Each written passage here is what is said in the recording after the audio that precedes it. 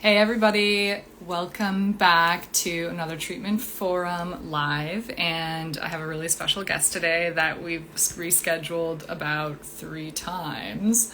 That is going to be joining us shortly. Very excited. Oh, nice. Okay, it's been a torrential downpour. I'm just waiting. Oh my gosh, it works! We've only rescheduled twice. Okay. Correction, everybody. Oh my gosh, Nikki joined. Yes, this is IG Live, and I'm very, very excited. Happy pre-pro Oh, day. thank you. We're, We'll be taking questions from Nikki only. yes, exactly. And I was in a pre-pro, you were in a pre-pro. Hey, we're kicking off Monday with torrential downpour in LA. It's very Biblical. exciting. It's Did you say biblical? it's biblical what's happening. I'm staying in this hotel and the guy in the lobby is literally like plugging holes. It's Oh insane. my God. Yeah. Well, I really appreciate you fitting this into our crazy schedules. And hey, we've got some people joining. I'm really excited. So just wanted to do a quick intro and talk about what we're talking about here. But this is my incredible friend, Vince Peone, director extraordinaire, co-founder of Art Class, that is joining me in a conversation about the pitch process and the director treatment process. And I figured you had a lot to share because you've got some skin in the game. Sure. Definitely some gray hair to prove it. Some Well, uh I wanted to say also, like, congrats on, I mean, happy belated oh, birthday. thanks. And for, like, Roman, Dubai, having some stunt devils of some kind. I don't know what was happening, whatever production, but it seems so It cool. was good. Yeah, the I hadn't shot in the Middle East. I really enjoyed United Arab Emirates as a destination. Amazing crew. We're moving very quickly through a Yeah. lot of various locations, which, as you know, can be a challenge. But company moves did not slow us down, which I think you can't always say that. So that was the key takeaway from shooting there. Really Yeah. enjoyed it. Yeah. Yeah. Amazing. You're and you're reset. You're back on this time zone. No, no, honestly, my eyes are crossing. I'm hungry at weird times, Oh, damn. but it's okay. I just got comfortable in New York, like for 3 days, 4 days in New York, and now I'm like on the West Coast. But it's okay. It's all right. Okay. You know. Yeah. Okay. Yeah. Well, I know we have a limited amount of time, and I'm just really grateful that you joined. I've been hoping that these forums create more transparency in the process, and either whether we're commiserating about the process or we're sharing what we found, what works, what doesn't, for emerging filmmakers and directors, specifically focused on commercial directing, because it is such a huge part of the process that sort of almost feels like it's gets in the way of the craft, and it is a necessary evil pitching our visions, but also it can be daunting. And we're both obviously in the position where we're lucky to have the support of a company that can have a layout designer and can help us pull images. But I did think it would be really cool to hear from you, just kind of like when you started out, from where the treatment process is now. Has it evolved, and kind of what are your insights from when you first started pitching to maybe what it's like now? Yeah, uh, it's interesting. I mean, along the way, certainly having the support, as you said, from really talented people helping you pitch is a luxury that I'm super grateful for. And a keystone of what we do for our directors here at our class. But I think the thing that I've noticed the biggest change is, and I think this is a good thing, is more transparency, at least in terms of what the bidding pool looks like. You know, budget ranges in a way that's like not just like you tell us what it should cost. It's a lot more straightforward, and I think a piece of that is just an overall sort of industry shift. I don't know. I'm curious to hear if you've noticed that. And then I think second to that too, there's definitely there's just so much work. Like the volume of work that's out there seems to have exponentially increased. And there are different ranges and different expectations when it comes to pitching that I think long novellas are a thing for many directors on many projects. But I think that there's also just like lightning fast turnarounds where people are like, throw something together, just give us the sort of, the cliff notes of what we want to be doing here. And I mean, both have value, I think, for sure. And obviously different time obligations, but yeah. Novellas meaning like long form treatments, like Yeah. 70-page. Yeah. Like truly, like just, and substance, Yeah. like hard work Yeah. goes into these things, right? Like Yeah. it really is, it's roses, it's thorn, because you put so much time into it. And for me personally, it's like so seminal for me to go into a job having written my own treatment.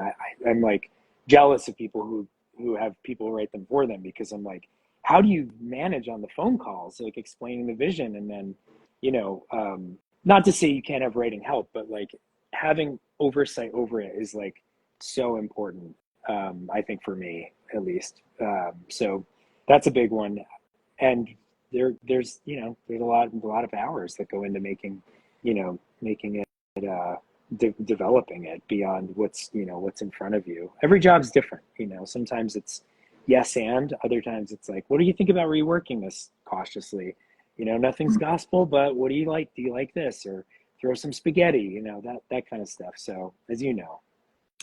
Yeah, I mean, there really is like an art to pitching, but going back to what you said earlier, I do agree that I feel like agencies and creatives are kind of pulling back a little bit with at least, maybe bringing it down to like 5 people, and then they narrow that down, and they don't want to waste people's time, and they really understand the time commitment. But also we'll get those situations that come up where we are expected to turn something around in like 2 or 3 days, and then we're on set, and so it's really just like managing expectations. But I'd love to hear about like when you get off a call and it's kind of all like really fresh. Where do you begin? And it maybe sounds like you start with the writing, I'm assuming, but yeah, I would just love to hear kind of the inner workings of, you're just like this mad scientist, like writing, No, I jotting, mean, jotting, jotting. no. Well, first of all, hi Dan Donovan. I miss you. Oh, Hi Dina. Dina's my sister who actually helps me with some writing. She's an oh, amazing, cool. very talented writer, and she's incredible. She's a secret Cool. weapon, although it's not so secret anymore. Um, no, I think you tend to know which way you can push, especially in comedy after a phone call, Mhm. where that first meeting it's really speed dating, Yeah.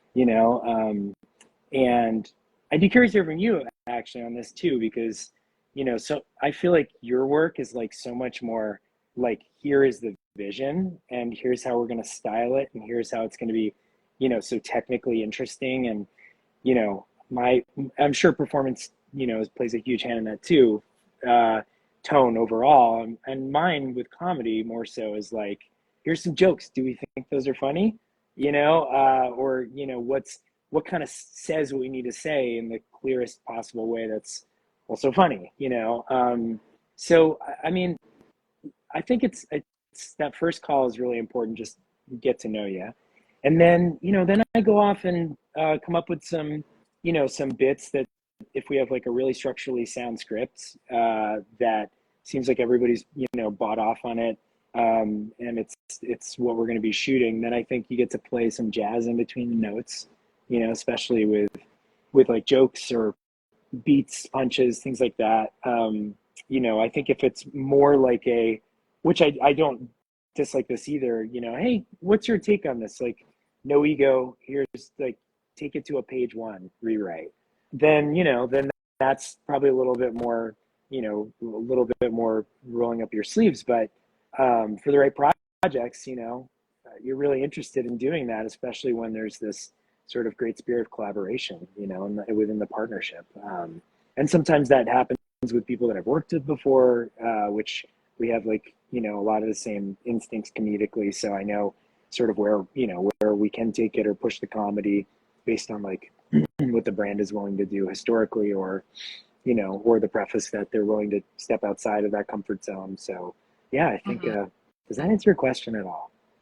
Yeah. I mean, it sounds like it's always a dance that you're sort of evaluating, and I'd be interested to hear because I don't often, you know, completely reshape a script because I sort of have this assumption that they've been working on it for, you know, 4 or 6 months, who knows how long, and you can always provide these alts, but it's, I mean, with comedy, it's so there. I feel like they're relying so much on you to bring your perspective, your point of view. They're kind of expecting you to rewrite jokes in a way, and not into the degree that they're expecting me to like rewrite scripts. So there could be, I mean, it sounds like maybe you have more flexibility to do that, or that they're literally asking you like, what's your version of the script?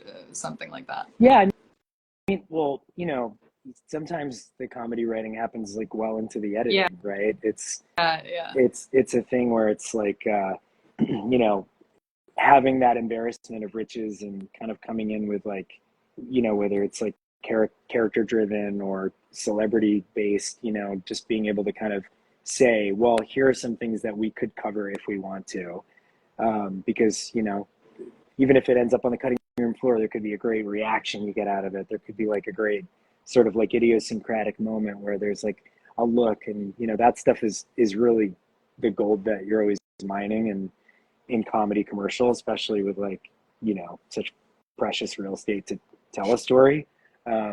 So, Right. so I think like that's nice. And I've definitely, you know, I've been really lucky. I'm grateful for some of the partnerships there where there's been a lot of that kind of trust. And, you know, I mean, but to an extent though, do you find that with your own work, which I'm obviously a big fan of, like, you know, is there a little bit of that improv? Is there, you know, when it comes to like styling something, or, you know, do you feel like obviously, you know, the pitch is like, here's what we're going to do, but also, you know, open to talk about it. And then that stuff is sort of like, you know, by design, not as flexible as like just, you know, comedy dialogue alts, but like, do you feel like you know, you're kind of sort of writing it right up till the sort of the shoot itself? Yeah, I mean, I think that over time I've realized if you just repeat back the spot that the creatives are telling you, I mean, you're not really adding value. And it's just then it gets to the point where I just try to determine how big am I going to go? How weird am I going to go? Um, yeah, based on that first phone call. And it could be it could be with the script, with the characters, it could be with some like crazy cinematography approach or something, or like some transition that I think is really gonna kind of trip it out into the right direction. And yeah, I think that they're coming to us for our point of view, and they are probably working on like 5+ campaigns, reading, you know, 3 treatments a week. I mean, you got to like throw them a curveball, Totally. make sure they're paying attention. Wait, I have Did a you read question my for you. treatment? I have Yeah. a question for you. What's the section of writing a treatment where you're like, okay, I just have to make it past this to get to this part, and then what's the second part where you're like, oh, this part is so me, and I love this, and I'm gonna like blow this up and explore it. Hmm. Wait, the question is, what section do you just have to get through that's like kind of painful? Yeah, and it's not. I'm not basically trying to point out a weakness, but like, I know I have one. I know I have one where I'm like, you know, Okay, I should just we gotta. say it at the same time? No. Yes, yes. Okay, 1, 2, 3. Script Sound design. writing. Oh. Oh, okay. Well, sound design. Yeah. No, that's interesting. Why sound design? Well, I mean, I just am constantly feeling like I don't, you know, I have to kind of go back into like the pitchforks of the world to be able to find the words I'm trying to say, because I don't feel like I speak that language as well. So I'm constantly trying to improve the way that I connect with composers, but I usually focus on like emotive words. Right. That is the way to kind of get through in terms of sound design. But it's always a struggle for me because it's not like my natural born language, I guess. I'm a Right. visual language person, I think. So yeah, that's probably my weakness. For sure.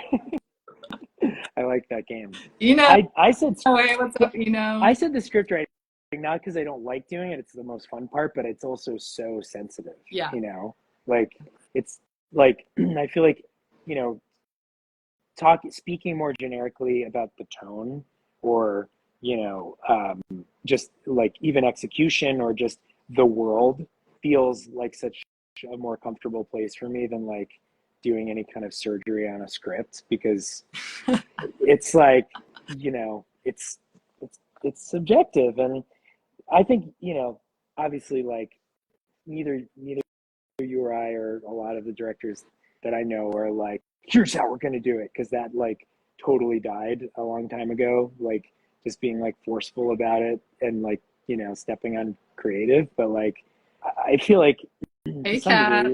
to some degree you're like, oh hey Kat.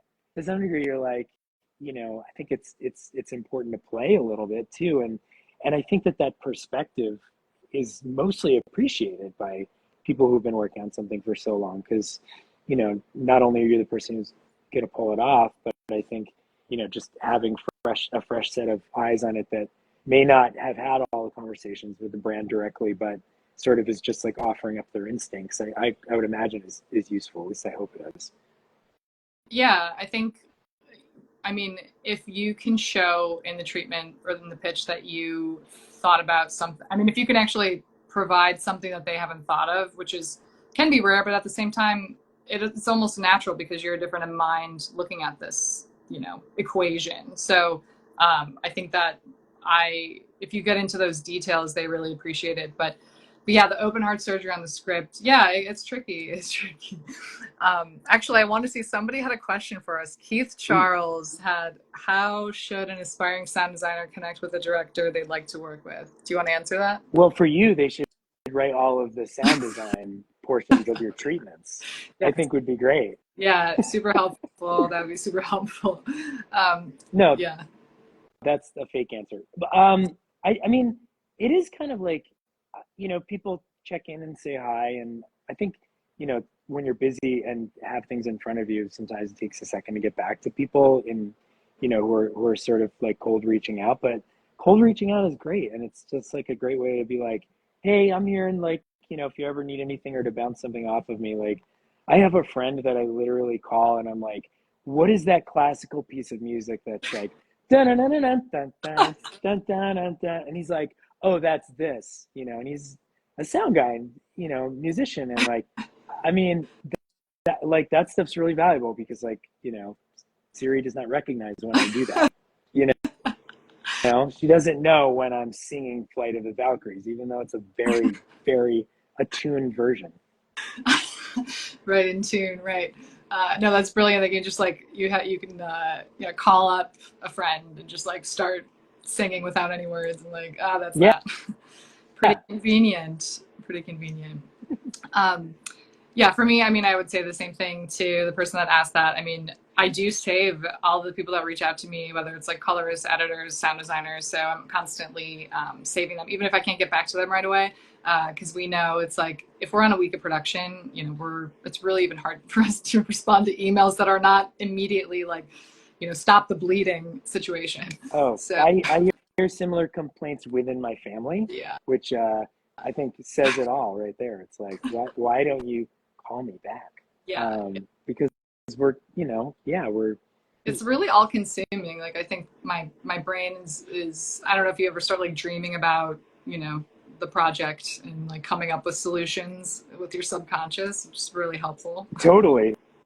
And sometimes, yeah, like, feeling like, I mean, you are a machine. You're on multiple jobs often, it seems, including, Machine, as no, are you you, my are. friend. No, but I mean, that's a hard thing to do, right? Yeah, That's, yeah, to be able to sort of like, wire yourself to be, because no two jobs are the same. And, obviously if any of our clients are listening, we only care about one thing at a time. exactly. But there are times where, you're on the tail end of like, finishing a job or in heavy production, and you're sneak off during lunch break, take a call on more perspective work. And I think that's that's the chosen life. That's the life we've chosen, and we're grateful to Yeah. be there. I'd love to hear your perspective, and maybe it doesn't happen as often now. You're probably like single bidding and you're just people are handing you jobs. But let's say that you are in a triple bid and maybe you know that you're not the preferred bidder, or you know you don't have the spot on your reel, which I like to say is what you want because you're making something original and it shouldn't already exist. But anyway, going back to the fact that I love just talking to people about what is the strategy when you know that maybe you aren't, you're sort of the underdog or something like that. Like, how do you approach those types of projects? I love this question because, you know, my favorite wins are those Yeah, exactly. yeah. And it's kind of like you go for broke, you just like you go in fearless and you're like it actually sort of in a way forces you to say to yourself, what do I want to make? And usually that's the right thing to make, you know? Hmm. Um, or if it's not, then it's not. And you gave it an honest shot. You kind of shot from the hip a little bit, and you can't feel bad about losing. You know, if you do the work, you can never feel bad about losing. Right. Even if you're the front runner and somebody else, it's almost like scarier when you're the favorite, and it's a repeat client, because there is a level of like making the second episode in the season that has to kind of be as good as the pilot, you know. So But now you have it. Yeah, they're constantly you're asking for more money, and then you get to produce it for better quality, and then the stakes are higher Yeah. always. Yeah, yeah, And yeah. you kind of got to like play the hits again. And like maybe you're a little grayer and more tired than the last time. No, that's me. But anyway, no, but No, I promise to answer your DMs, no, it's Charlie, by the way. Sorry. totally. I mean, we're tired. We're allowed. You're allowed. You're on 5 different time zones. Um, I look tired because it's a gray day. no, yeah, yeah. No, you look Thank you. fantastic. You look great. I am Uh, fishing. fishing. It just This is looks so kind of a warm and curveball. cozy where you are. It looks I have so cold. I mean, I have my heater on, like my literally right. Yeah. I'm I am mixing very temperatures. Like it's like a movie poster. Like it's like cool and then warm warm. back there. Yeah, I really thought through this lighting, like to the detail. So you look the same as 20 years Who's ago. that, Looking Rachel? at you. Oh my gosh. You're one to speak. She is not age. Thank you. Uh, I'm going to throw you a curveball and ask you. I mean, have you used any AI in your treatments, or I do you wish use someone would ChatGPT? teach me how to do that. Seriously. Where's Paul when we need him? I no, I mean, I want that. I want that for myself. Okay, I would be uh you're busy you know, working. You don't need a AI to help you. I mean, I mean it's my honest somebody once asked me that on a treatment call, and I think I answered it suspiciously because I was like, no, but I do say this a lot. Like this is like, it was like a character-y kind of improv-y type. And every job has a different approach, but like, my casting process is pretty much usually the same. When, it's like call some friends that I know are going to be great and have them read, and then, bring in new people and lean into their strengths as performers, mhm.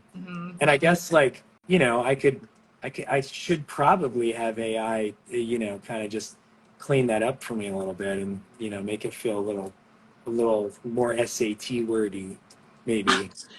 Well, I don't think. I mean, I think that's what you don't want it to not sound like your writing voice. So I don't think that's what any creative director wants. I think it's almost like if it doesn't sound like you, how you speak, then it's kind of puts them off.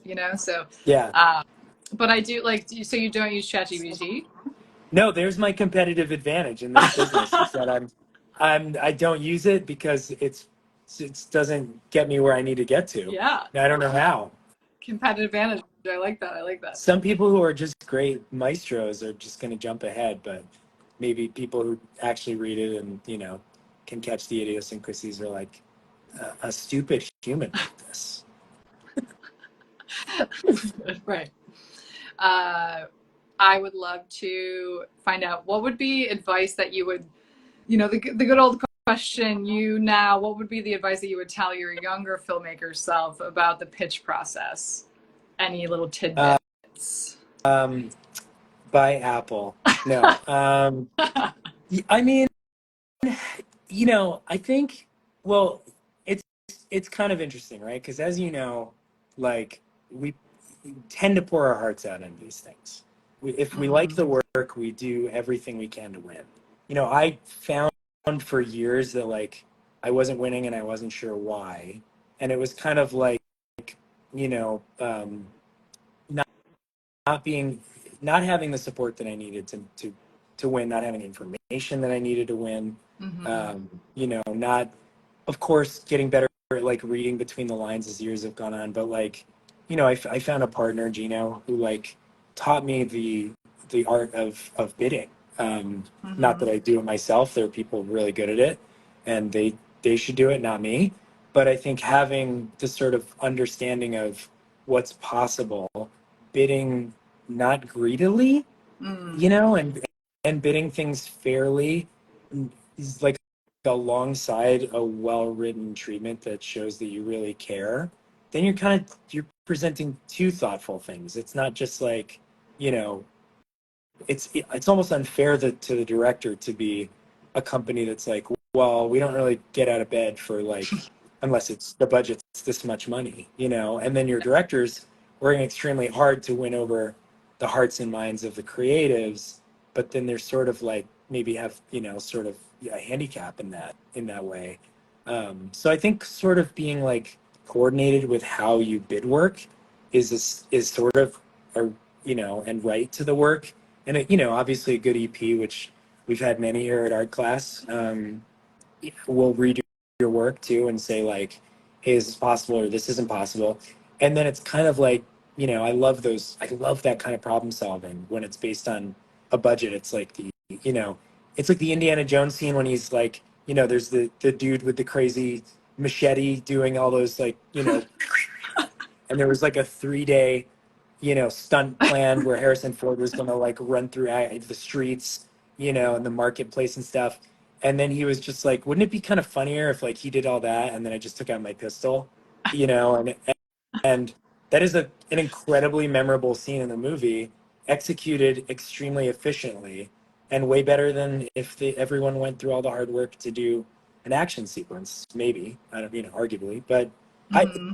that's sort of problem solving solution, when the creative is matched with, the expectation, I think is what, along the way I wish someone told me, but you kind of have to, you have to experience it to really get it, I guess. Yeah, I think reading in between the lines is something you just develop, and getting the feedback from, I mean, if you can get the feedback why you lost, or getting the feedback from the reps, or, whatever, because it's actually, I don't, I mean, of course, like we care about losing, but it's harder to lose without knowing, because then you just have nothing to move forward with. You're like, oh, that makes sense. Um, oh, wait, can you hear me okay? Yeah. Okay. Um, I was going to mention there's this Squarespace Spielberg, or not Spielberg, Martin Scorsese Super Bowl ad that I wanted to reference earlier. Did you see it? Oh, No, I haven't. A new oh one. my, oh my God, it's so brilliant. Must. It's, he's like, so I'm gonna make a film, but it's 30 seconds, which is much more difficult. And it's about a website, and I don't really know what a website feels like. It's just like you're gonna love it. But it I just have spoke to to watch me. it. Yes, it just spoke to me so I much uh, I bid because ag- I bid against him. It was a quadruple bid. No, I'm just kidding. you see my mouth drop. I am aware of the project. No, just kidding. No. I would love to read one of Marty's treatments. Oh my God. Yeah, yeah. If anyone has Um, access, just send it over. I would love to just see it would be a lot of run-on sentences, maybe. yeah, yeah, exactly. Very much so. Um, what do you think the art of losing a treatment is? Is there a follow-up after? Is there a debrief? Do you stay in touch with those people? Do you feel like you made a good impression, and have they come back to you in the future for another project? Yeah, totally. sending cookies is always nice. I mean, I'm of the mind that I think it's a luxury to pitch. I would write the treatment, on my own or with the help of, a little bit of copywriter, or or a designer. It's such an important part of the process for me, and I really, really love the process. And when you lose, of course, it's heartbreaking when you really want the job and love it. And I think, like, if it feels like, you gave it your honest shot, you can't feel bad. Like I said, everyone loses. But I think, like, putting it out there that you're, like, grateful for the opportunity has always been my MO. Sending a nice thank you card, or, if we've definitely done it. There are also times where, it can also mean, um, you know, you never know what the politics inside of that room are. Oh You yeah. never know, there could be one creative who, like, really likes what you had to say and is, like, fighting for you, Right. you know, Right. and you just don't know, and you lose the job, and maybe the email that came in, was a little more stark because you really wanted the job than you hoped it'd be, and you have information as to who won or something, but that creative, in the back of the room or the front of the room, it was like, I really like Christina, that person remembers you, and that person stays there, remembers you, for new work, or goes on to do something else elsewhere, and can think of you. And I think you never burn it down, because it's like I said, it's a luxury. I'm grateful to have the opportunity to pitch, and I think when you approach it gracefully, when you lose, which everyone does, that's when they go low, we go high. Right, Michelle? Yeah, I've actually been really interested in opening this up to more creative directors and ECDs, because, Great idea. yeah, you don't know that we only go this far to the agency, and then the agency takes how much of our treatment do they take, or do they, take bullet points? But they then have to pitch us whoever their favorite is, and yeah, who knows, like, who's literally rooting for you, like, Christina's amazing, like, in the room. And it's just so exciting because, I mean, you literally have no idea. Like, somebody could be really really pushing for you. And it kind of, yeah, when you know that there's a lot of things that occur, like, oh, we have to go offshore now. Like, there's a million things. Yeah. But I know that I'm we're banned kind of from going most over. countries also, so What'd you yeah. say? I'm banned from most countries. So That's why you that's went to Dubai. immediately, that's a Amazing. non-starter Yeah, for me. yeah. Um, I know we're no, going over well, time here. Oh, but I I was just, wanted to mention. one quick thing. Thank you to those creatives that have I fought know. for us, Hell yeah. right? Hell yeah. And who have changed the tide for us in small and big ways. I mean, Yeah. I was that's amazing. I was up for this, like, Wegovy, the, like, it's a medication for overweight individuals. I was up for a project last fall, and the creatives were texting me like, can you do this? Can you change this? Can you bullet point it out? I really want. They were just so hustling for me, and I just haven't, like, felt that energy for a long time. And because they knew I was the long shot, because of course they're going to go lifestyle, it's pharma, but they kept, they, like, had a vision for me to do it, and I just so much appreciated, like, seeing that in real time, and then, like, bypassing the EP and just texting me saying, this is what we need to sell you. And it didn't go in my favor, but it just gave me another perspective of, wow, like, people do really push for you, and if they feel your line. That's amazing to have that connection, and I do think that will, if it hasn't already, will end up veering its face again for you specifically. Like, they had a direct line and they wanted you to win, and you just never know. I mean, how many times have you been the recommend and not gotten the job? It happens. Oh You yeah. know, it happens for strange reasons, but you kind of, like, hear that you're the recommend, you know, finish that bottle of wine that night, feeling good about yourself, and then wake up sober and to bad news. It happens. It happens, Yeah, yeah. but it's, you tried. Like, you tried, Yeah, and you it's a made friends game. along the way. I think you have to have a little bit of a competitive, edge to your, like I used to play sports and I don't anymore, and just like having that like desire to, that's just like that drive. But let's, because I know we're going a little bit over, and I have one final question that I just wanted to kind of end on a high note, but it's probably maybe where you just were, but can you tell me about like the most recent winning pitch that you just were so excited about, or if it's not recent, maybe one that you were just so thrilled that came through, that you were overall amazing experience. And Yeah. I've been so lucky lately. Repeat business is like, I love it. It's my favorite. And when somebody, really sort of believes in you, and you've sort of withstood, the hardships that come with production, which is crazy, as we know, and come out of it with, not just like, feeling of sort of friendship, but also when people are like, we really want you for this next thing. It's like, that is such an amazing achievement, I think, for me, because like, so many, as so many things can go wrong, like on a job. It can be, like you can come out of it feeling like battle buddies if things go right. And like, I would say Berkshire Hathaway is like a really great client, and it's fresh on my mind because we just released a video today. But we do shoot out of the country, which is amazing because then we get to go on really fun trips at the end of the year. They tend to shoot at the end of Q4, and we got to go to Buenos Aires, and like new place that I hadn't been, really enjoyed. And travel is life-giving for me. yeah. And I think it's always nice to see new places, experience life while you're also working. Like, it's gotten to the point where when I go to places when I'm not working, I'm like, what do people do here? This is great. I mean, I can eat a lot of pasta. That's fine.